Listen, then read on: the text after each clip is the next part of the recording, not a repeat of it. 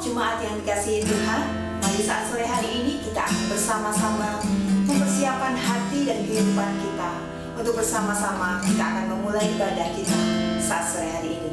Sebab Allah yang kita sembah adalah Allah yang setia. Kita bersama-sama menaikkan pujian ini. Kau Allah yang setia.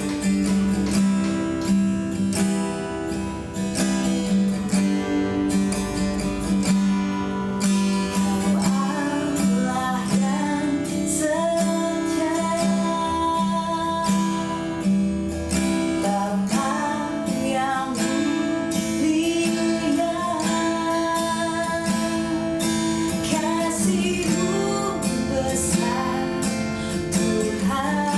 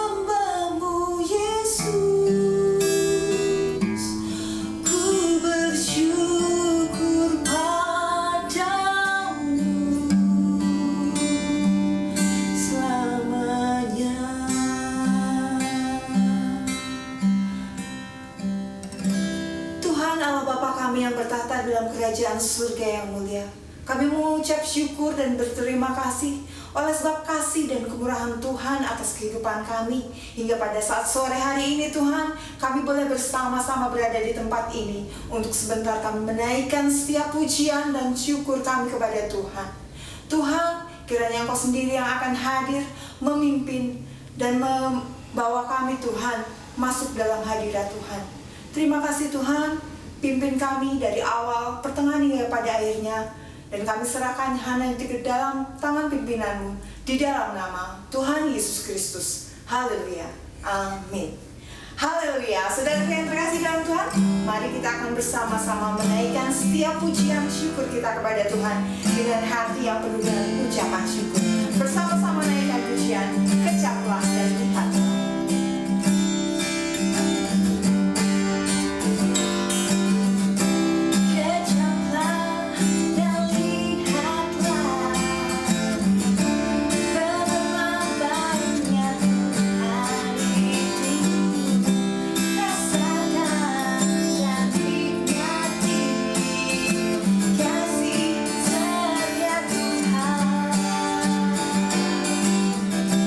Kecaplah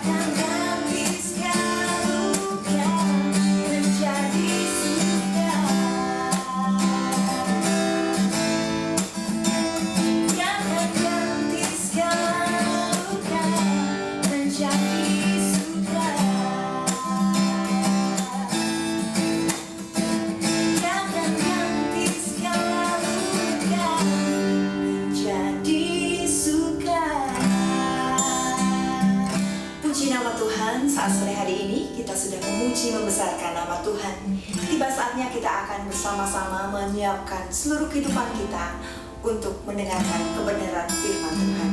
Mari kita mau siapkan hati kita naikkan pujian. Ku cari wajah.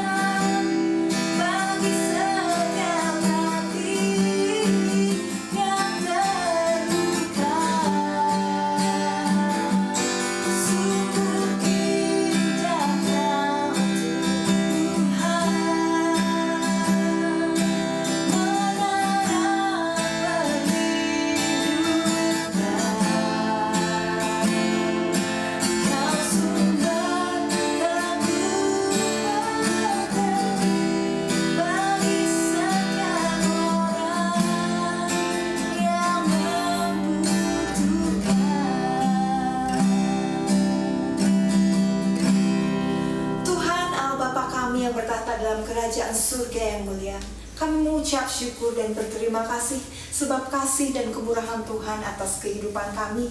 Hingga pada saat sore hari ini Tuhan, kami boleh menaikkan setiap pujian kami bagi Engkau, dan biarlah puji-pujian kami boleh menyenangkan hati Tuhan. Tiba saatnya kami mau siapkan seluruh kehidupan kami Tuhan untuk dibekali kebenaran firman Tuhan. Tuhan memimpin dan menyertai setiap kami supaya firman yang disampaikan oleh Bapak Gembala boleh kami terima. Terima kasih Tuhan, dan kami menyerahkan dalam pimpinan kuasa-Mu dari awal, pertengahan hingga pada akhirnya. Di dalam nama Tuhan Yesus Kristus. Haleluya. Amin. Puji Tuhan. Selamat sore Bapak Ibu, selamat berjumpa dan salam sejahtera dalam kasih Tuhan Yesus. Hari ini kita mengadakan ibadah secara online dengan tidak mengurangi rasa hormat. Kita percaya bahwa di mana 2-3 orang berkumpul atas nama Tuhan, Tuhan hadir. Bila mana Anda serius dalam ibadah, saudara juga akan mendapatkan berkat dari firman Allah. Sore ini saya akan berbicara satu topik, satu judul, yaitu tentang sabar menanggung pencobaan. Apa temanya Bapak Ibu? Sabar menanggung pencobaan. Saya ambil ayat dasarnya suratan Yakub pasal 1 ayat 12 yang berbunyi demikian.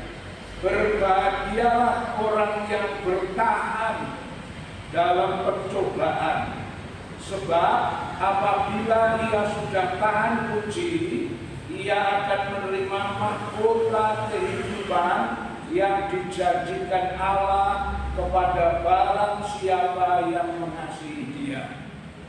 Ayat ini menasihatkan supaya kita sabar, supaya kita bertahan dalam menghadapi pencobaan hidup ini. Kenapa ada ayat semacam ini?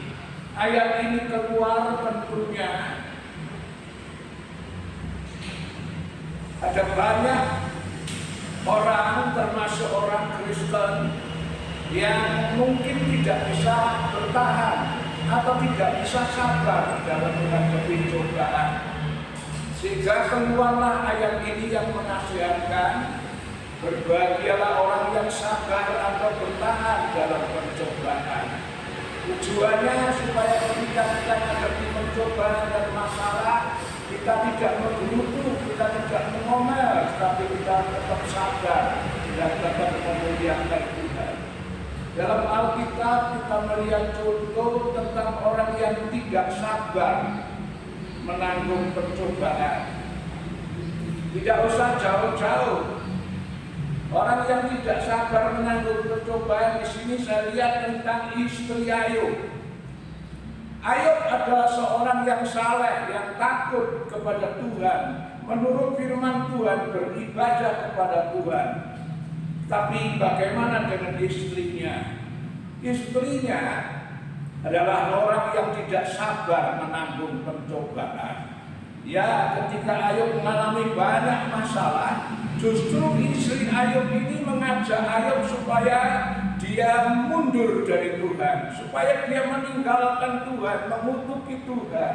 Saya bacakan ayatnya ulang, Ayub pasal 2 ayat 9 dan 10. Maka berkatalah istrinya kepadanya, masih bertekunkah engkau dalam kesalehanmu? Kutukilah Allahmu dan matilah. Tapi jawab Ayub kepadanya, engkau berbicara seperti perempuan gila. Apakah kita mau menerima yang baik dari Allah, tetapi tidak menerima yang buruk? Dalam kesemuanya itu, Ayub tidak berbuat dosa dengan bibirnya. Ayub adalah gambaran orang Kristen yang bertahan dalam percobaan.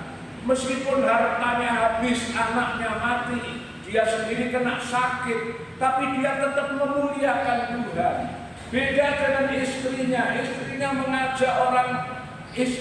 mengajak suaminya untuk mengutuki Tuhan. Ini pertanda bahwa istri Ayub itu kelompok orang yang tidak sabar, tidak bertahan dalam percobaan.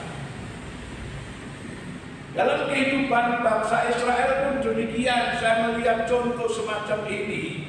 Baru saja dia dikeluarkan dari laut Kausor, laut terbau yang dibelah oleh Tuhan dengan mujizat Tuhan. Israel bisa nyebrang di laut yang dikeringkan oleh Tuhan. 3 hari kemudian, ketika menghadapi sumber mata air yang pada akhirnya diberi nama Mara, di Mirba itu dia menghadapi sumber tidak ada air, dan ketika menemukan air ternyata airnya pahit. Apa yang dilakukan oleh Israel yang 3 hari yang lalu mengalami mujizat, hore, bersorak, memuliakan Tuhan, memuji-muji Tuhan, 3 hari kemudian hanya cuma tidak ada air, dan ketika menemukan air ternyata airnya pahit.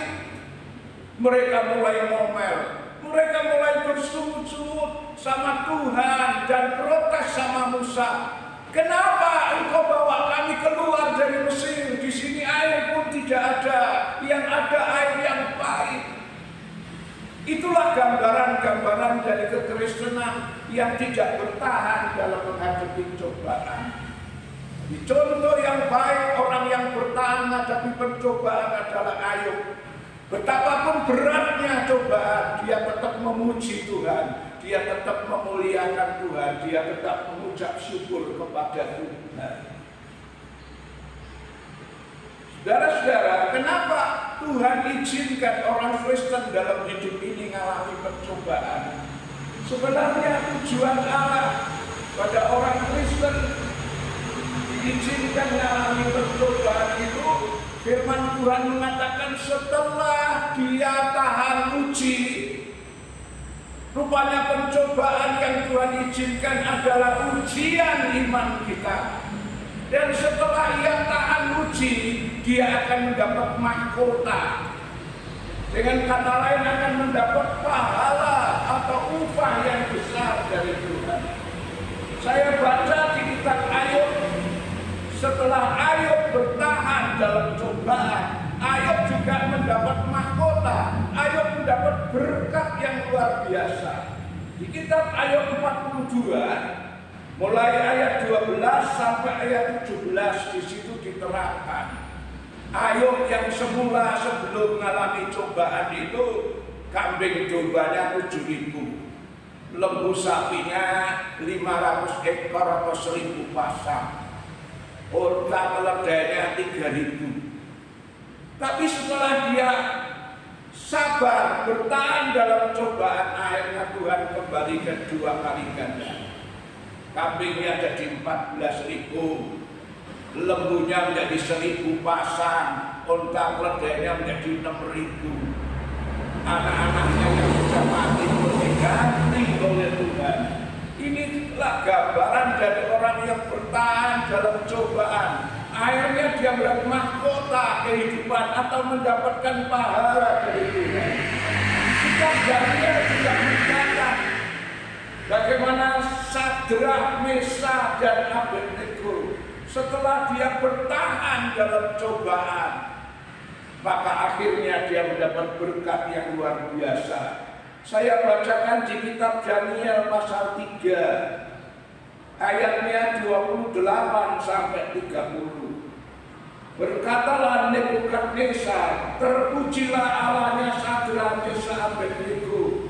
Ia telah mengutus malaikatnya dan melepaskan hambanya yang telah menaruh percaya kepadanya dan tidak melanggar titah raja, dan yang menyerahkan tubuh mereka karena mereka tidak mau memuja dan menyembah Allah manapun kecuali Allah mereka.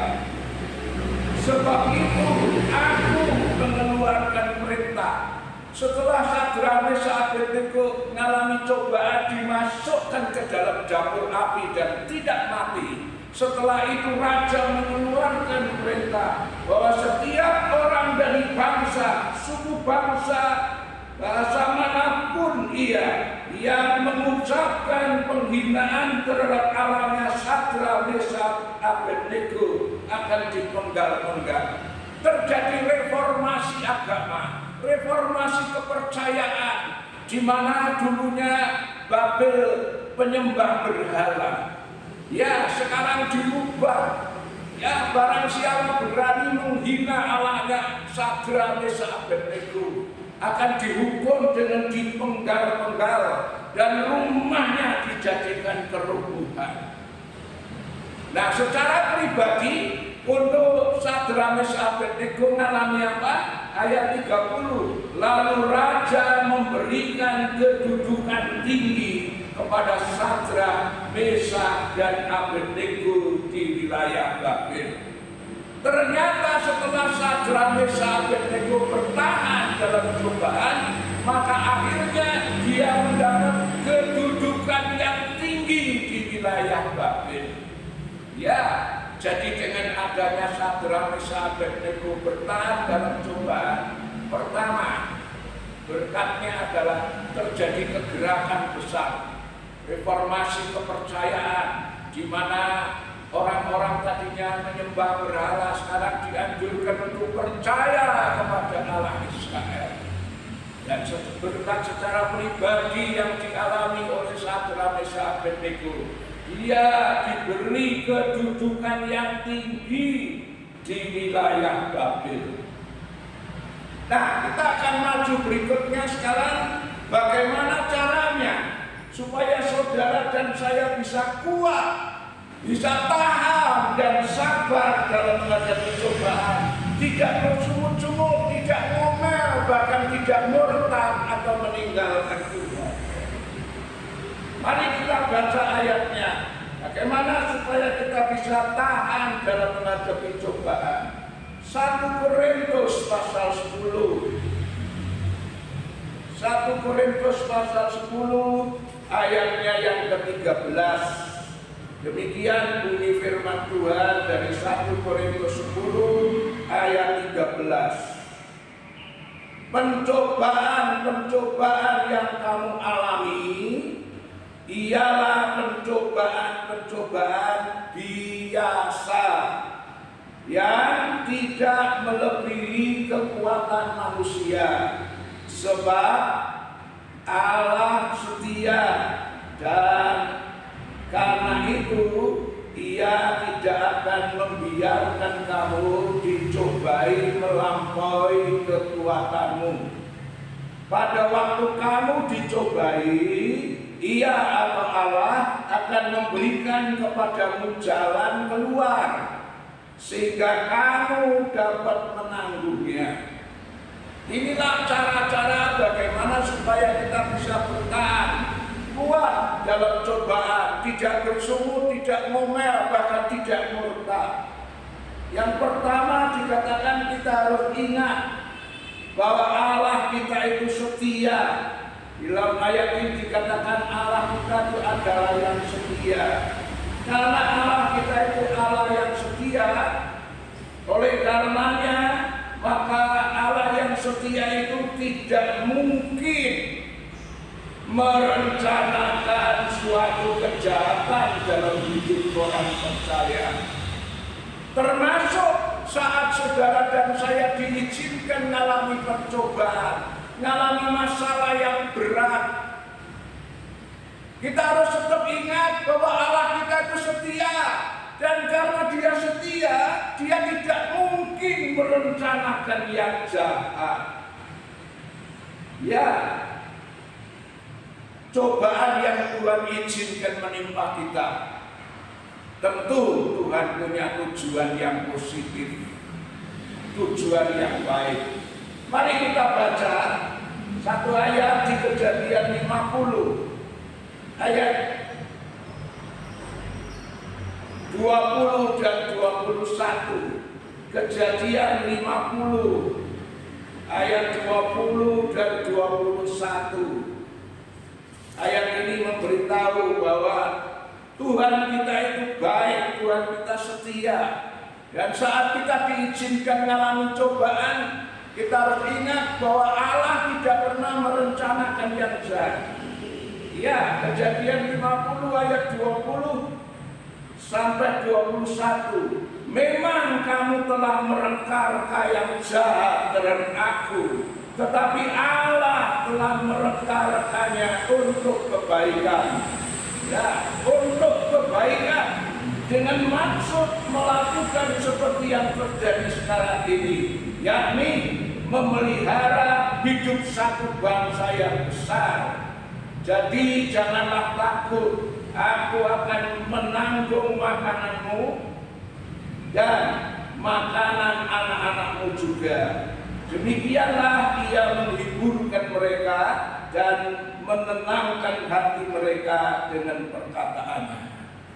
Yusuf mengalami cobaan yang berat. Dia dimasukkan sumur, dia dijual, dia mengalami difitnah, dia mengalami di penjara.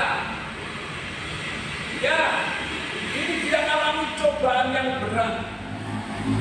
Dan justru cobaan berat masalah itu didatangkan oleh saudara-saudaranya sendiri yang iri terhadap Yusuf. Tapi setelah Yusuf keluar dari masalah, dari cobaan, dia diberkati Tuhan, mendapat kedudukan kedudukan tinggi di negeri Mesir, menjadi orang kedua di negeri Mesir, raja muda yang mengatur semua istana, yang mengatur semua rakyat Mesir, dipercayakan sama Yusuf. Pada saat tidak ada gandum, semua kelaparan, termasuk keluarga Yakub, saudara-saudara Yusuf ke Mesir untuk beli gandum. Semula mereka tidak tahu kalau yang jadi raja muda itu adalah Yusuf. Mereka tidak tahu. Tapi akhirnya Yusuf memberitahu bahwa aku ini Yusuf yang kau jual dulu. Setelah Yusuf mengatakan begitu, saudara-saudara ketakutan. Karena pikirnya saudara-saudara, jangan-jangan Yusuf balas dendam. Jangan-jangan Yusuf menghukum, memenjarakan atau membunuh kita. Karena kita sudah berbuat jahat. Tapi apa kata Yusuf? Jangan takut.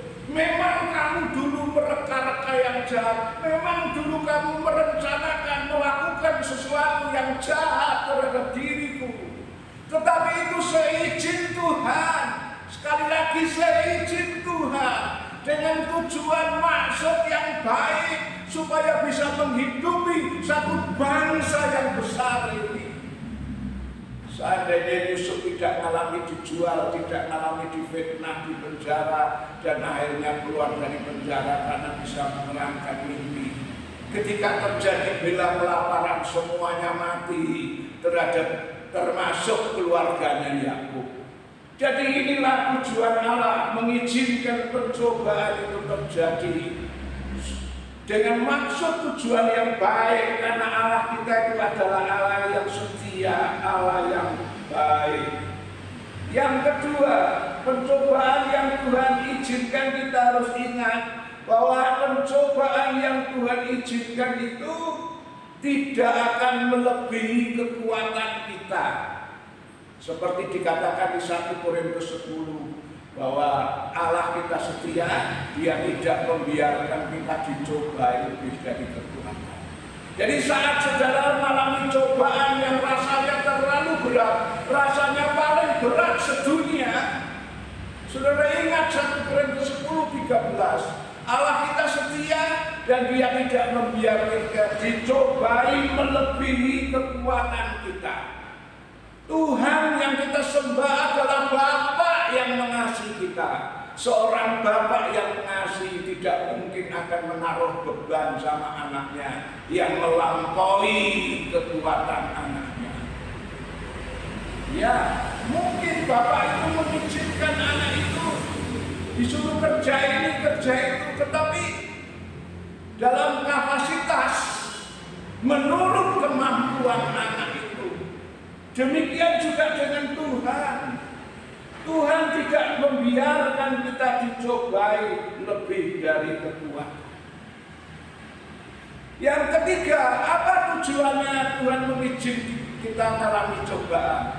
Yang ketiga, tujuannya adalah untuk melatih supaya iman kita itu kuat, supaya iman kita itu terbiasa menghadapi masalah.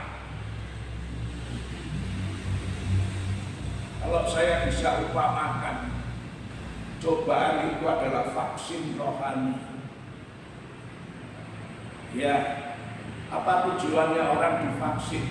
Orang divaksin itu dimasuki satu kuman atau virus yang sudah dilemahkan. Seperti sekarang zaman COVID, semua berlomba-lomba menemukan vaksin. Dan Indonesia pun mungkin nanti di akhir Desember atau awal Januari semua sudah bisa mengikuti. Apa itu vaksin? Vaksin itu adalah ya semacam bakteri atau virus yang sudah dilemahkan dan dimasukkan dalam tubuh manusia supaya tujuannya di dalam diri kita ada kekebalan. Ketika penyakit itu menyerang, dalam diri kita sudah ada kekebalan. Di dalam Alkitab kita melihat contoh bahwa cobaan yang diizinkan Tuhan itu supaya kita kuat menghadapi masalah yang akan datang. Hakim-Hakim pasal 3. Ya, saya bacakan Hakim-Hakim pasal 3. Ayatnya mulai ayat 1. Hakim-Hakim pasal 3 mulai ayat 1. Demikian bunyi firman Tuhan. Inilah bangsa-bangsa yang dibiarkan Tuhan tinggal untuk mencobai orang Israel itu. Ada bangsa-bangsa yang dibiarkan Tuhan mencobai orang Israel itu dengan perantaraan mereka, yakni semua orang Israel yang tidak mengenal peperangan Kanaan. Maksudnya hanya supaya keturunan-keturunan Israel yang tidak mengenal perang yang sudah dilatih berperang oleh Tuhan, yakni tinggal ialah kelima raja orang Filistin. Ada 5 raja Filistin yang dibiarkan Tuhan hidup berdampingan dengan Israel. Tujuannya melatih mereka perang. Siapa? Orang Kanaan, Sidon, orang Hewi yang mendiami pegunungan Libanon, dari pegunungan Baal Hermon sampai ke jalan yang menuju ke Hamat. Mereka itu ada di sana untuk apa? Supaya mencobai orang Israel dengan perantaraan mereka untuk mengetahui apakah mereka mendengarkan perintah yang diberikan Tuhan kepada nenek moyang mereka dengan perantaraan Musa. Jadi ada tujuan positif Tuhan izinkan mengalami cobaan. Satu di sini dikatakan dalam Hakim-Hakim pasal 3 adalah supaya melatih orang Israel yang dulu kelahiran di padang pasir itu, mungkin mereka belum pernah menghadapi peperangan. Orang tua mereka mungkin yang menghadapi peperangan. Anak-anak yang belum pernah menghadapi peperangan, Tuhan izinkan ada 5 raja orang Filistin tetap hidup dengan mereka, tidak ditungkus oleh Tuhan. Tujuannya supaya mereka melatih Israel bisa berperang. Ya, tentu saja orang-orang kafir yang dibiarkan hidup itu sering mengganggu orang Israel. Biasanya yang namanya manusia ketika diganggu permulaan mungkin takut. Tapi kalau terus-menerus diganggu, akhirnya tentu ada perasaan ingin bela diri. Sehingga ketika diganggu mereka menyusun kekuatan melawan musuh itu. Nah, inilah cara Allah melatih Israel berperang. Ada nyanyian yang dia latihku berperang. Nah, inilah saudara, melalui cobaan yang Tuhan izinkan, dia melatih kita di dalam peperangan rohani. Supaya satu kali ketika menghadapi masalah yang besar, kita sudah terbiasa dengan peperangan. Saya punya pengalaman dulu, waktu saya masih kecil, saya sudah diizinkan Tuhan 2 kali tenggelam.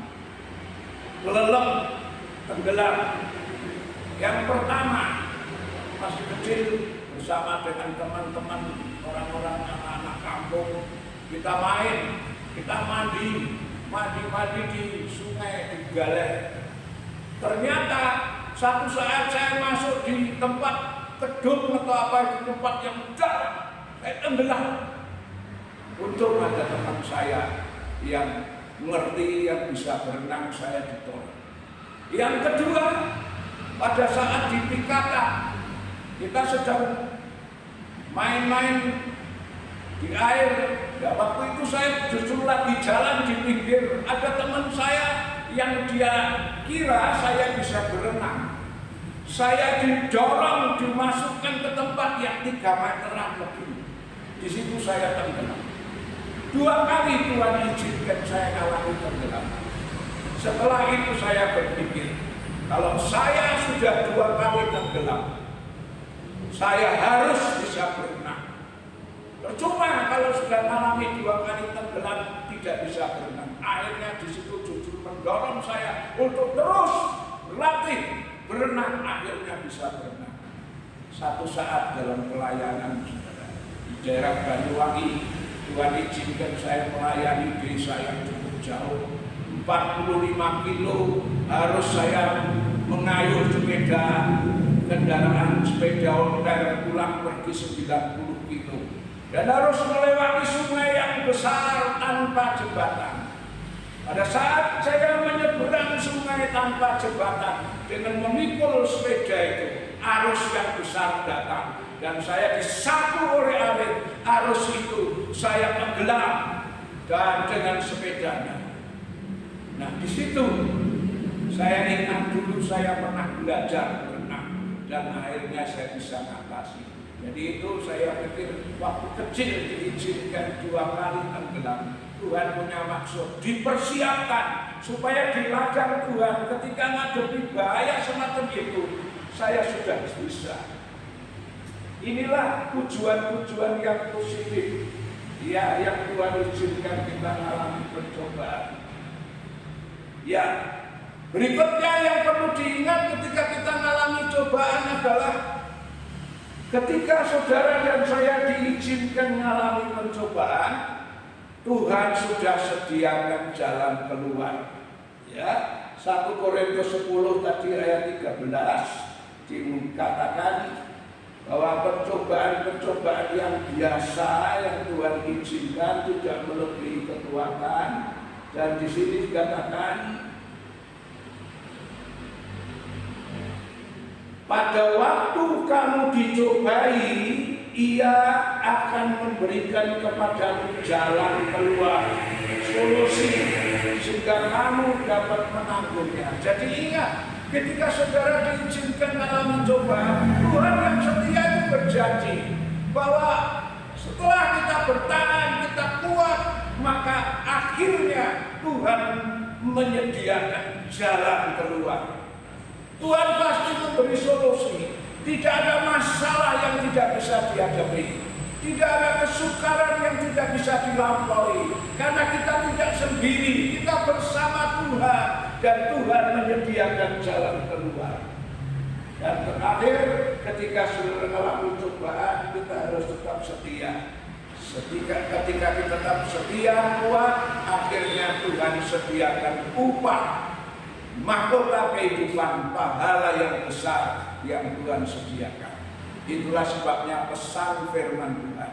Ketika Anda mengalami masalah pencobaan, apakah Anda sedang mengalami sakit penyakit yang berat, Tuhan izinkan Anda harus dikarantina, harus berada di rumah, mengalami sakit, mengalami cobaan, Anda harus tetap kuat dalam Tuhan.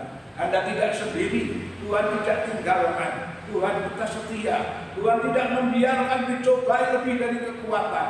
Dan ketika kita dicobai, Tuhan sudah sediakan jalan keluar.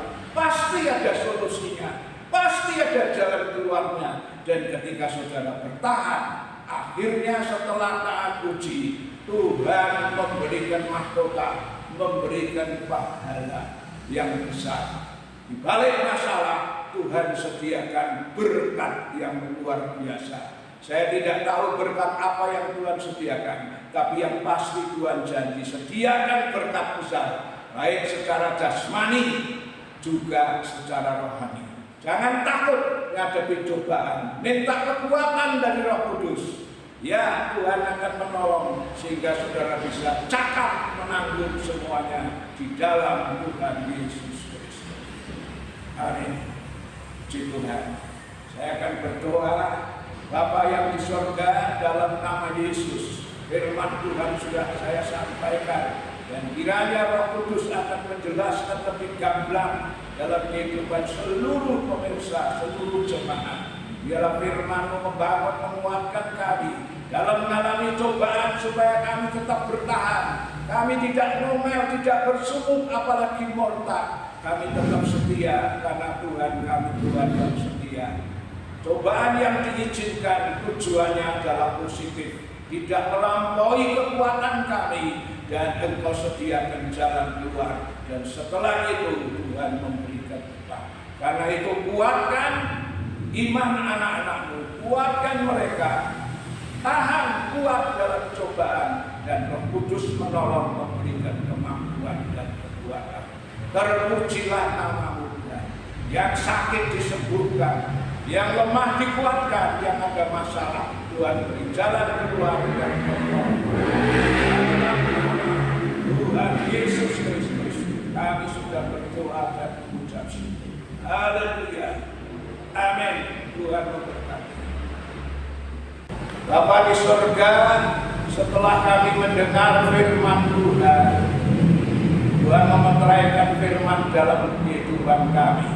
Dan Tuhan Yesus, Engkau memberkati seluruh jemaat, seluruh pemirsa yang mendengar firman Tuhan. Yang sakit disembuhkan, yang lemah dikuatkan, yang punya masalah terima jalan keluar, kemenangan dan pertolongan Tuhan. Terima kasih, berikan semuanya kesehatan, kekuatan, supaya lain saat kami boleh kembali beribadah dan memuliakan Tuhan. Pulanglah dan terimalah berkat dari Allah Bapa, kasih sayang dari Tuhan Yesus, persekutuan Allah Roh Kudus menyertai saudara dan saya saat ini sampai Maranatha, Tuhan Yesus datang kembali. Haleluya. Amin.